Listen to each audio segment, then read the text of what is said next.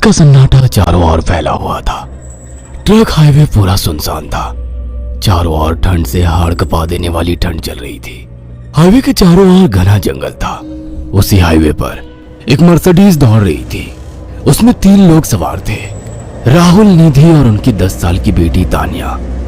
राहुल अपने दोस्त सैफ के घर ईद की पार्टी में शामिल होने के लिए गया था और पार्टी करके घर लौट रहा था। निधि ने मुस्कुराकर ड्राइव करते हुए राहुल से कहा, कुछ भी कहो राहुल, आज तो ईद की पार्टी में मजा आ गया। हाँ, मेरा दोस्त बहुत ही बिंदास और हंसी मजाक करने वाला व्यक्ति है। मैंने देखा उसके घर पर शहर की एक से एक बड़ी हस्ती थी, मगर फिर भी वो उन सबको इग्नोर करके हमें इम्पोर्टेंस दे रहा था। हाँ, देगा क्यों नहीं, आखिर मेरा दोस्त जो है। सच में राहुल, अमेरिका से इंडिया लौटकर बहुत अच्छा फील हो रहा है। वैसे तुम्हारा दोस्त सचिन अभी तक नहीं आया अमेरिका से? निधि की बात सुनकर राहुल चौंक कर बोला, ओह शिट यार, उसका फोन आया था कि वो इंडिया आ रहा है। उसने बोला था कि मुझे एयरपोर्ट पर पिक कर ले। निधि बहुत नाराज होगा वो। कोई बात नहीं, उससे बोल देना कि तुम्हें बिल्कुल याद नहीं रहा, और फिर तुम्हें सैफ की इनवाइट की हुई ईद पार्टी में भी तो शामिल होना था। निधि ने इतना बोला ही था कि उसकी बेटी तानिया ने अपनी माँ की ओर देखकर कहा, मुझे भूख लगी है माँ, और प्यास भी।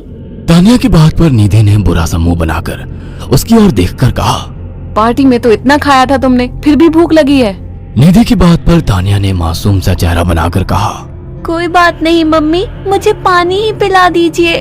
कितनी बार बोला है मुझे मम्मी मत बोला करो। पानी अभी नहीं है, आगे जाकर कोई शॉप पड़ेगी तो बोतल खरीद के दे दूंगी। निधि की बात पर राहुल ने मुस्कुराकर कहा, छोटी बच्ची है निधि, इतना नाराज होना सही नहीं है। राहुल ने इतना कहा ही था कि अचानक एक काली परछाई राहुल की कार के सामने आकर खड़ी हो गई। राहुल के पैर अचानक ब्रेक पर पड़ गए। गाड़ी तेज रफ्तार में थी। ब्रेक अचानक लगने से पलटते पलटते बाल बाल बची थी। राहुल के चेहरे पर भयानक ठंडी में भी पसीने की बूंद टपकने लगी। वो दोनों कार से बाहर निकल आए। निधि ने डरते हुए कहा, आखिर कौन था ये? ऐसा लगा जैसे कि कोई भयानक काली परछाई मेरे कार के सामने आकर खड़ी हो गई हो। वह दोनों काली रात के सन्नाटे में इधर उधर देखने लगे। तभी निधि को एक घने पेड़ के पास दो चमकीली हुई आंखें दिखाई दी। उसकी आंखें बिल्कुल भेड़ियों की तरह लग रही थी। निधि ने चीखते हुए राहुल से कहा, राहुल देखो कौन है वो, जल्दी से गाड़ी में बैठो, मुझे बहुत डर लग रहा है। राहुल ने उस तरफ देखा तो उसके रोंगटे खड़े हो गए।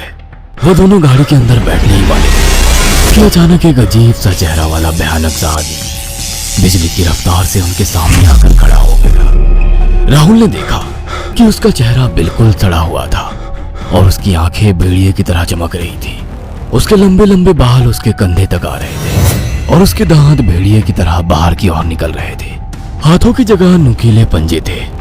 राहुल को देखकर अजीब से अंदाज में हंसने लगा, मगर जैसे ही राहुल की नजर उसके कपड़ों पर गई, राहुल की आंखें फटी की फटी रह गई। वो हकलाते हुए बोला, भाईजान, भाईजान, मुझे माफ कर दो, मुझे छोड़ दो।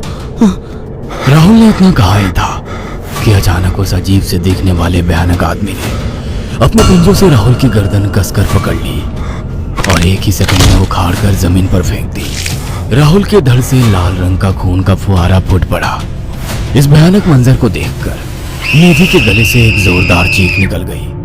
निधि इससे पहले भागती कि अचानक उस भयानक दिखने वाले आदमी ने निधि को पकड़ लिया और अपने नुकीले पंजे उसके पेट में गड़ा दिए और उसकी अतड़ियां बाहर निकाल दी।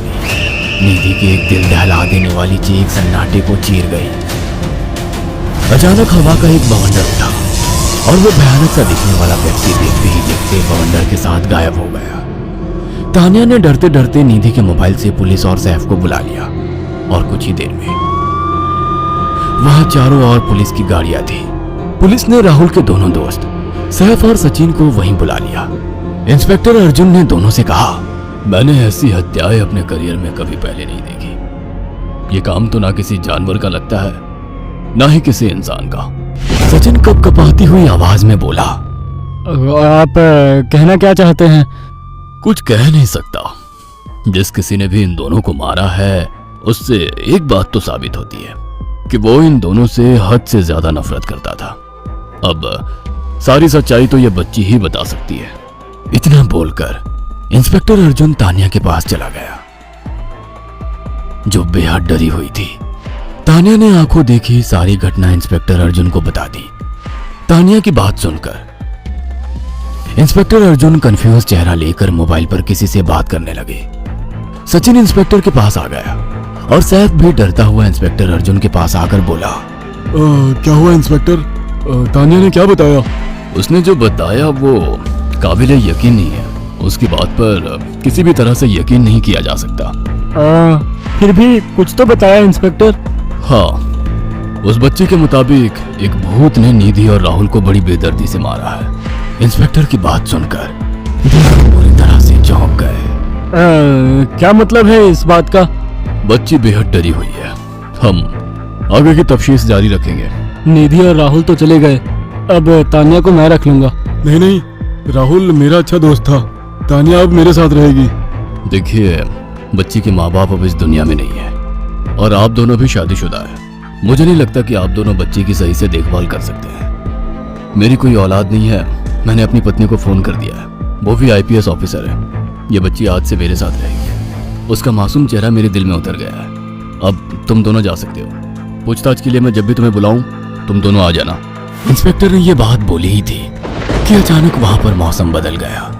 चारों ओर काली घटाएं छा गई और एक भयानक बवंडर उठा और देखते ही देखते सब पुलिस वालों के सामने वो भयानक चेहरे वाला आकार सबके सामने खड़ा हो गया।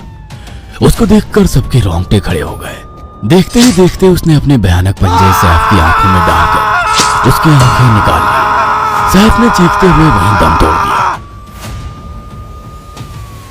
उस भयानक आदमी को देखकर सचिन उसके पैरों पर गिर गया। तुम तो भाईजान से कपड़े पहने हो।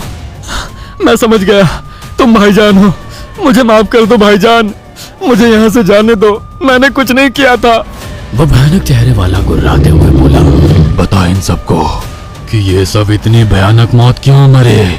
सचिन दौड़ता हुआ इंस्पेक्टर अर्जुन के पास गया और बोला, मैं जानता हूँ इसने इन तीनों को क्यों मारा। इसका नाम भाईजान था।